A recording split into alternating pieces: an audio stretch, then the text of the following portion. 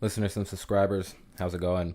So isn't this the core of political theater, right? All I've heard about since after the State of the Union was all the ways that they were able to make this some political jargon and rhetoric that's heated up debate, and they were looking at the symbolism and what they were wearing and what they were clapping, when they were clapping and why they were clapping, right? All this stuff to make things more divisive. And it's interesting because even in the alternative communities, they've been covering this, right? This clapback and Pelosi's approval or disapproval, with looking at how whether she was smiling or smirking or clapping or standing.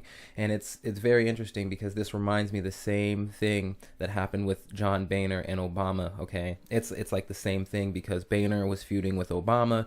I mean, these two were at an impasse. They analyzed all his micro expressions. Let's go ahead and play this. And creating jobs at the fastest pace since 1999.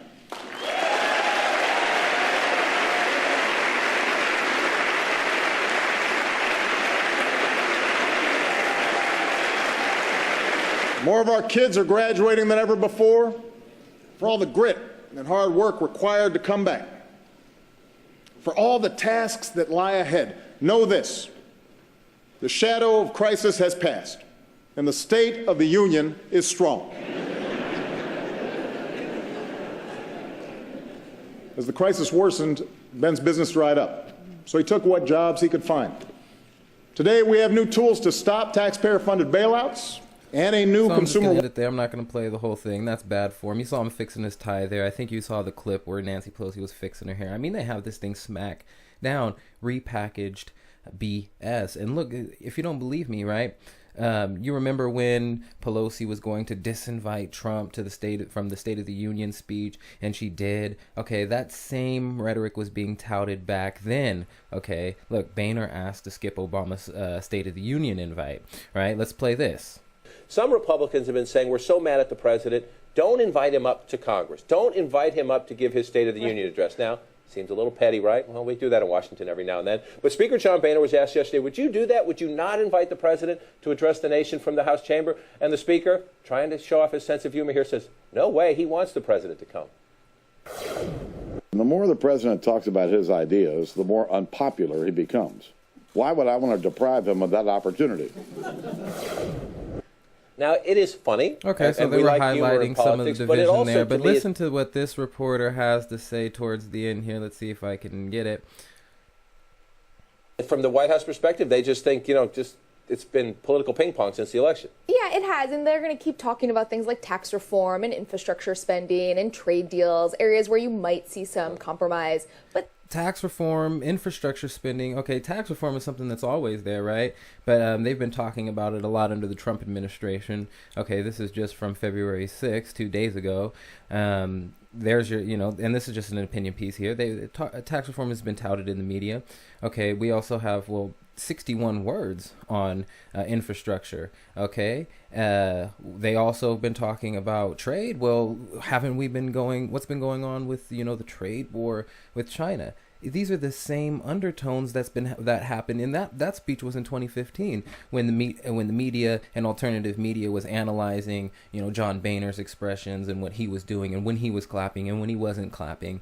It's the same thing, and this is what this political theater is designed to do, to keep people in this left-right system where they're fighting over stuff they don't even recognize. I mean, they have, I don't know if it's a short memory or what, but just going back in time and seeing that there, Nancy Pelosi, the disinvitation, the same rhetoric there, and then afterwards people analyzing this stuff, and even in the alternative media, and then the same thing. So I mean, this is stuff. This is par for the course, and it's very interesting. I find everything interesting, right? I always say that. That this parallels with something else that I'm going to get into, because I've been talking a lot about the conspiracy theories that have been touted by QAnon, and people have different beliefs of what QAnon is. QAnon, they think, is either a AI, an individual, or a group of individuals. Okay, that's artificial intelligence, a single individual, or a group of individuals. There's many schools of thought on that, but that QAnon line of thinking has entered conservative circles, conservative mainstream circles, okay, not the conspiratorial ones, or not just the conspiratorial ones, what people would categorize as that. At least when you hear CNN's news coverage of QAnon, that's the things that you see there. Right-wing fringe conspiracy theory, I believe, is the words that were touted. I'll leave a link in the description. But it's starting to permeate, and the flip-flop we've seen in the mindsets of not only people who follow things in just the political optics, right, but also people who follow things outside of those realms, to be, falling for this rhetoric we see here. It's the same repackaged material, and I don't know if that's not enough evidence for you. Maybe there's something else going on there. I just wanted to wrap that up. I just wanted to make a few notes there, make a few mentions about these parallels. Is absolutely incredible. The disinvitation, 2015, because I'm going to go into a line of thinking that at least in the alternative circles, where they're talking about the coup d'etat that's supposed to happen with Trump and this power grab. And I've been talking about it in a couple of videos on my channel, so I plan on getting deeper into that. Anyway, take care of yourselves out there.